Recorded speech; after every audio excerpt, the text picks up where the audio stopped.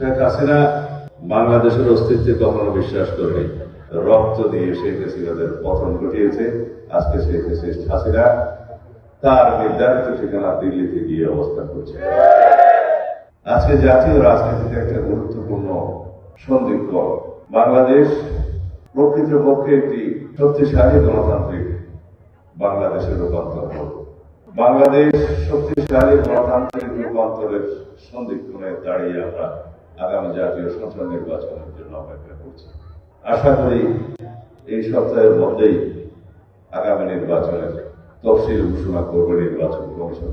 আমরা যেটুকু জানি, আগামী ফেব্রুয়ারির প্রথমার্ধে ইনশাআল্লাহ বাংলাদেশের এই ঐতিহাসিক বাংলাদেশের পরিবর্তনের সূচনাকারী জাতীয় সংসদ নির্বাচন অনুষ্ঠিত হবে। এই নির্বাচন শুধুমাত্র ভোটে বিজয়ী হয়ে সরকার গঠনের নির্বাচন হবে না। এই নির্বাচন হবে সারা বিশ্বের মধ্যে স্বীকৃত এবং প্রশংসিত একটি নির্বাচন। এই নির্বাচন জনগণই তার নিজের ভোটের পাহারা দিবে, আর কাউকে রাখবে না। দীর্ঘ 16-17 বছর আওয়ামী ফ্যাসিবাদের কবলে পড়ে এই দেশের মানুষ ভোটাধিকার হারিয়েছে, গণতান্ত্রিক অধিকার হারিয়েছে, বাংলাদেশের নাগরিকদের সকল রকমের অধিকার তারা হারিয়েছে, অধিকার ভোগ করতে পারে নাই।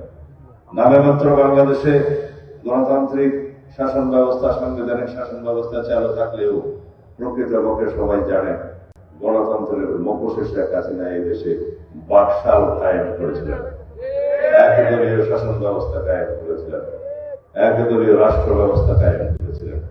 ফলশ্রুতিতে বাংলাদেশের জনগণ রক্ত দিয়ে শেখ হাসিনাদের পতন ঘটিয়েছে। আজকে শেখ হাসিনা তার নির্ধারিত ঠিকানা দিল্লিতে গিয়ে অবস্থান করছে।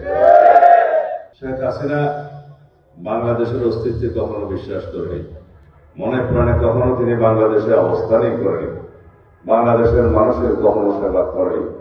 তারা শুধু সেবাদাস হিসাবে এবং একটি পার্শ্ববর্তী দেশের সেবাদাস হিসাবে বাংলাদেশে তারা ক্ষমতায় অধিষ্ঠিত ছিল এই দেশের সম্পদ পাচার করার জন্য, এই দেশকে গণতন্ত্রে পরিণত করার জন্য। সেটা বাংলাদেশের মানুষ দেখেছে, প্রমাণিত হয়েছে এবং গণঅভ্যুত্থানের মাধ্যমে পলায়ন করার পর শেখ হাসিনা নিজেই প্রমাণ করলেন তিনি এই দেশের কেউই ছিল না।